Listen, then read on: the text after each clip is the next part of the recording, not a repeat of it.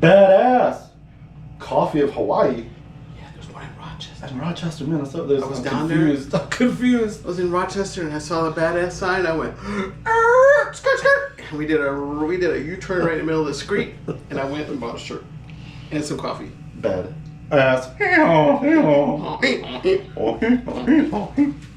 All right, you ready? Ready? Is it rolling? In this episode of Chop and Brew, the new and improved Badass Brewery. Badass Bryan Adams reinvents his basement brewery and in the process reignites his passion for homebrewing. Join us for a fun all-electric brew day, our split batch tasting notes, and learn more about his upgrade project. Plus, we're chopping up some badass smoked and grilled bologna sandwiches. Ooh-wee! Remember, all Brew Day episodes of Chop and Brew are brought to you with support from Imperial Yeast. Half of our side-by-side brew was fermented with Imperial's A37 POG, the lab's tropical fruit-forward Ebba Garden Kvike strain. And if you like the flavors and aromas we talk about in our tasting notes, try POG at home this summer. The seasonal strain is available through the end of August at your favorite homebrew supplier, so get on it. And of course, a shout out to our Patreon party people, keeping things extremely badass month in and month out. Join them and show your support at patreon.com/chopandbrew. What up, everybody? Don't call it a comeback, but we are back in the Badass Brewery 2.0. Yeah, that's right, baby. What's up, people? The Electric Brew Boogaloo. The Electric Brew. Okay. All right. Badass has gone electric, man. Yeah, baby. We haven't been down here with a video rolling in many years. The last time, if you're a Brewing TV fan back in the way back days, I wore the shirt to the concert of the band. If you remember back in the day, this was a natural gas. Yeah. Okay, natural gas. It was natural gas, yep. Now it's electric. We're going to talk to Badass Bryan Adams, about the new setup, the why, the how, and then we're going to taste a side-by-side of one of the first few batches out of here with a flagship versus POG yeast showdown from Imperial Yeast. So first of all, cheers, whichever one you want. Which one? Just see when you go, baby. Let's do what up, people? So first and foremost, you kind of hit a lull, honestly, in brewing because of the gas. Maybe even is that what spurred the change? Yeah, with the gas, the burners have not ever been burning very clean. Get a lot of soot down here. Probably not enough volume of gas coming through the lines, and boils were taking over an hour to get to. And then when it would boil, it would be just a slight boil. It was frustrating. Our brew days were very long. And my buddy Leaf and I were thinking about changing the gas line, running a new gas line into the brewery, and we just said forget it. And so I kind of fell off on brewing, was trying to brew outside, and that wasn't good in the winter because then you don't have any water to cool, and then I got to bring it down here, and no pump, the whole thing. Yeah. So I was going to get different kettles because I had kegels, and those were a pain in the butt after years of brewing. I wanted something a little cleaner, a little easier to clean and use, and I found these kettles online, and I was like, I'll go get them, but they were electric. I said, oh, well, whatever. I'll just pull the electric out, not knowing what was in it, and just use the kettles. And then my buddy said, well, just ask him how much the controller was, and blah, blah, blah, blah. We figured out on a deal, and I got the whole setup. So this guy was awesome. Local? Yeah, up in Forest Lake. Okay. He was, cutting back on his brewing like everybody else. He was saying he was going to stop brewing, but then when we went back up there, he had a Grainfather? Grainfather. Or something like the Brewzilla or something. Grainfather? Yeah, the Grainfather. I'm like, I thought you were quitting. He's like, I'm just quitting do it and making it take all day. Yeah. It'll get you drunk. Have you seen my movies? I mean, this is great. It boils fast. It's all PID controlled. He had the pumps set up in a crazy way where I don't have to disconnect anything anymore. Just hit the valves, and it's amazing. It's heat exchange, so I can control the mash. The way the valves work, I flush everything without having to disconnect anything. It's pretty amazing. That's rad. Hot scotchy. Talk us through it, man. Which one'd you pick? I picked the Golden Label Reserve. It's been cold stored in the garage. I found it the other day. I was like, what the hell is this doing in the garage? We're going to drink this today. Hot scotchy. Hot scotchy. Let's go. Cheers. Ooh. My glass is hot. Chop, Ah. chop. Wait. Hold it up here. What's that on his glass? Oh, y'all, look at that. If you don't know, now you know. Brewing TV.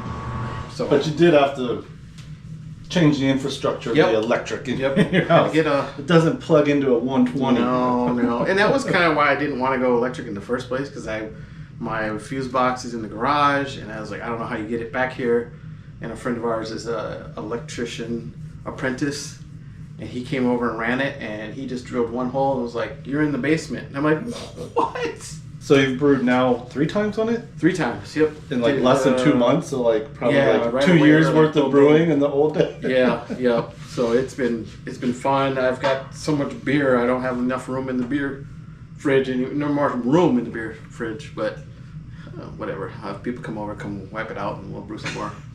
So the beer that we have some brew day video of, you and Leaf have been kind of doing these smashes a lot, Yep, right? Yep. Just something quick that we can turn around using. Imperial yeast this time. Yep. Flagship versus Pog. Yep. Your smash in this case was Golden Promise, right? The malt bean. Yep. Golden Promise. 17 pounds of Golden Promise, and then Enigma hops, and the two yeast. Enigma is something I had never brewed with, but I had them kicking around. The kind of quick elevator pitch you get from the growers and suppliers are rock melon, which apparently means cantaloupe if you Google it. Because it looks like a rock? Is that why? I guess, or it's rock hard. Oh my gosh. Tart red currant, white grape, and sweet fruit, which kind of means like pineapple, and also watermelon. So a lot of melon. And then you hit it for bittering, half ounce at 60. There was some at 15 or 10. We did 15, and then Flame out. flame out. Yep. 2 ounces at flame out. Yep. So a healthy amount of this single hop. You fermented the Pog, which is their Ebba Garden Kvike strain. You've seen me and Don do a side by side. It's supposed to push like big passion fruit, big tropical flavors. You can supposedly get more of those if you under pitch for your starting gravity and actually ferment it kind of lowish. Like we should say the range is like 80 to 100 plus on this thing. Yeah. You put it in a 95. sous vide. Yep. Sous vide it, 95, and let it go, and it was ripping like 4 hours later. I think that was the one where I didn't put a blow off tube on it. Yeah, it came down. The airlock was clogged. It was shooting everywhere, and I was like, "Oh my gosh!" We still got to clean that ceiling. Don't worry about that. Oh, don't look up. Just don't look up. So then result, a really nice golden beer, golden ale. Easy to drink. Yeah. You It's get, ridiculous. on the flagship version, which is Chico, which should be basically the clean ale. We're basically doing clean ale versus kind of like fruit forward Kvike. I get similar hop notes from both, and it is this kind of white grape, honeydew melon. You pointed out though in the flagship version, the malt comes through more. Yeah. Yeah. We found that on the side-by-side we did with Don too, where like the malt pot showcased a little better in the flagship. I think the Pog just has so many layers of esters and flavors that like, all right, it's hop and yeast profile essentially. But they're both really good. Yeah, the Pog is way more kind of like leans tart, that almost acidic white grape. Yep, for sure. That white grape really comes through. Big overripe. But then it finishes really fruity. For real, for sure, yeah. Yeah. Which is crazy because we were drinking it the first time. I'm like, oh, that tastes pretty good. And then we're like, the longer you wait, the more it started to change. And it almost kind of gives off a kettle sour vibe, but not nearly at like toned down to 2 instead of 10. You know what I mean? Like there is a definite tartness in here, I think, from both the Kvike and that hop. Yeah. It plays on your tongue. You think it's the acid, but it's really the hop. I've tasted a lot of similarities between the beer I fermented with Pog, which was not a world different recipe, honestly. I taste a lot of those similar, really ripe, tropical, juicy, almost squishy guava or mango, almost past ripe. Oh. Almost a little like danky dank. We're going to do a Columbus one now with some dankness. Ooh. Man, that Pog one really sits on your palate. Mm-hmm. The other one cleans Dries out. pretty quick. Yeah. Like you said, a little creamy, a little sweet, malt sweetness. Just a little fruit from those hops. Out of the two of them, which do you think you like more? I knew you were going to ask that. I mean, just at the moment. The sunny, hot day outside. I like the... Oh. Granted, we're in the cold basement now, but... I'd say the Pog. I think so too, and that's... I don't know, maybe that's just like... I think it just got... It's a more sensory complex... bias. I don't know. Is it more It's complex? definitely more or is complex.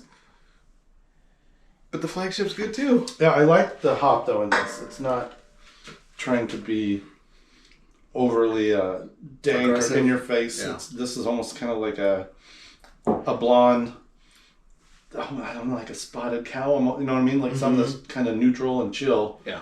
But has a little different hop flavor because of those descriptors are not your usual hop. Red currant and...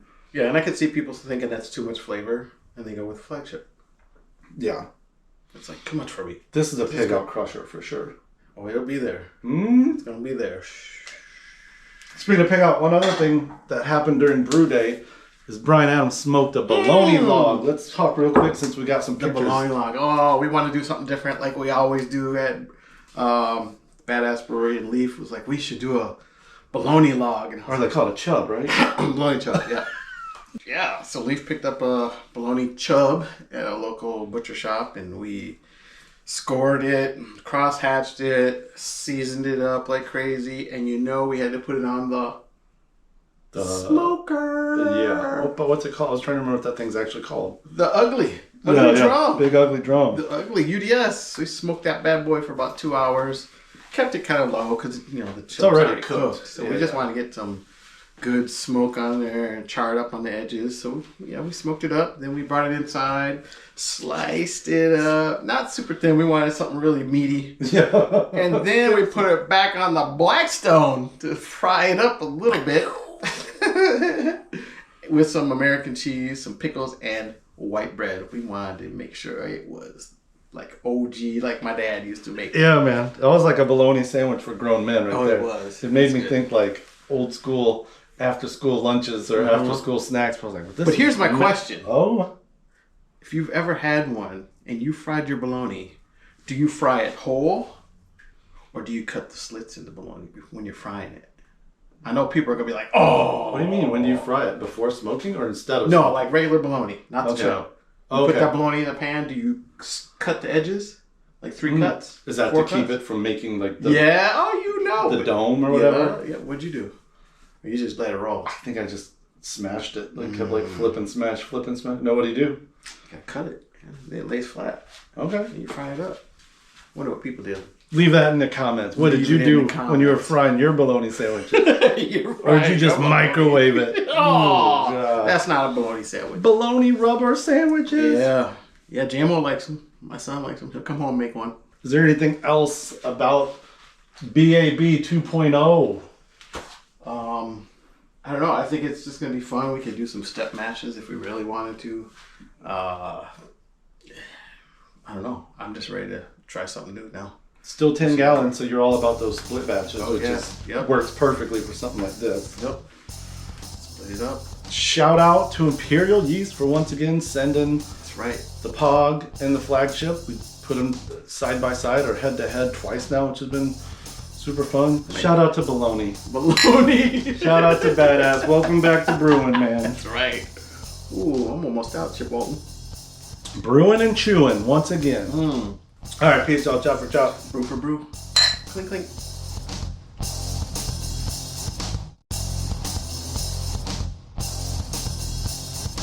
You gonna tell them what we had for breakfast? You tell them what we had for breakfast. Oh, for breakfast. On the Blackstone. We had bacon, hash browns, sausage, eggs, and I made biscuits with melted ice cream. Call that the diabetes special. Melted ice cream in your biscuits, Where's man. my blood sugar at right now? Oh, Lord. Let's look. Oh, 173. I'm good, baby.